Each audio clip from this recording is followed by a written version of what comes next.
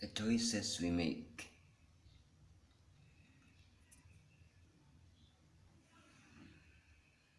We make choices every day. Some of them are routine and trivial, but others may have an impact in our eternal life. Our choices can change our lives, the lives of those around us, positively or negatively. Think about the choices of Cain, Joseph's brothers, Korah, Dathan, and Abiram, or Cornelius, the Philippian jailer and the spouse of an unbelieving person.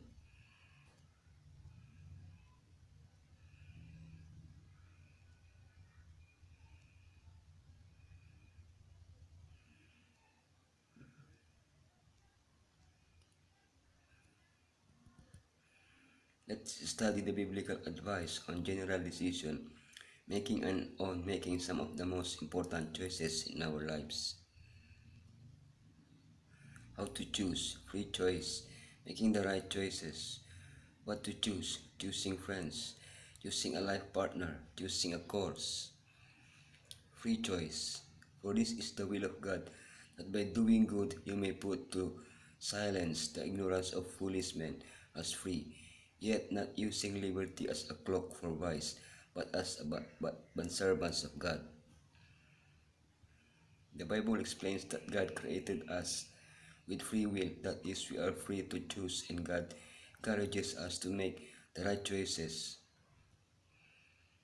Sin limits our free will, but we are completely free in Jesus. In His love, God already chose us for eternal life before we were created.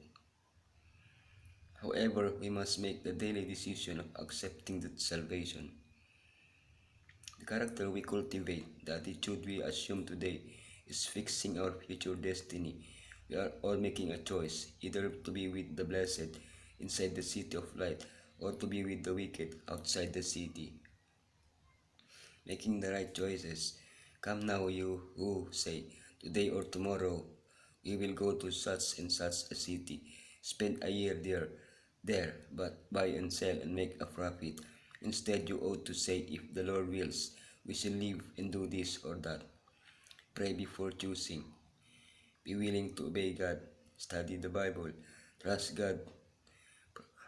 Seek wise counselors. Convenience, cultural trends, peer pressure, emotions, habits, and mere preferences are unreliable guides for choices. According to the Bible, how can we make the right choices? Choosing friends. Do not be a friend of one who has a bad temper, and never keep company with a hot head, or you will learn his ways and set a trap for yourself. The friends we choose may guide us to the right or to the wrong path.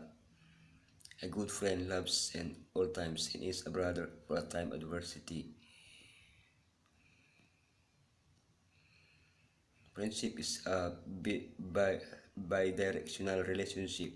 A man who has friends must himself be friendly. Jonathan and David are a great example of unconditional friendship. David was going to take Jonathan's place, but Jonathan didn't take him as a rival but humbly offered his friendship instead. They're choosing a life partner. Therefore a man shall leave his father and mother and be joined to his wife. They shall become one flesh. Choosing friends is important, but choosing the person with whom we're going to share our entire life is much more important.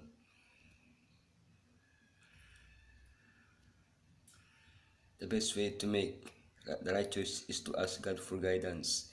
There's another good piece of advice in Isaac and Rebecca's story. Look for a Christian partner. If we want a successful marriage, we must begin by being the right person ourselves. We must be willing to treat our spouse as we want to be treated. The choice of a life companion should be such as best to secure physical, mental, and spiritual well-being for parents and for their children, such as will enable both parents and children to bless their fellow men and to honor their Creator. Choosing a course. Here is what I have seen. It is good and fitting for one to eat and drink, and to enjoy the good of all his labor, in which he toils under the sun all the days of his life, which God gives him, for it is his heritage. Unless working full-time at home, taking care of the house and family, the most noble of all occupations, many people have to choose a path as far as earning a living goes. The first step is to choose a learning path related to the desired job career. If possible, every choice must follow the next key principle. Whatever you do, do all to the glory of God. On the other hand, work must never be the center of our lives. Remember that the love of money is a root of all kinds of evil.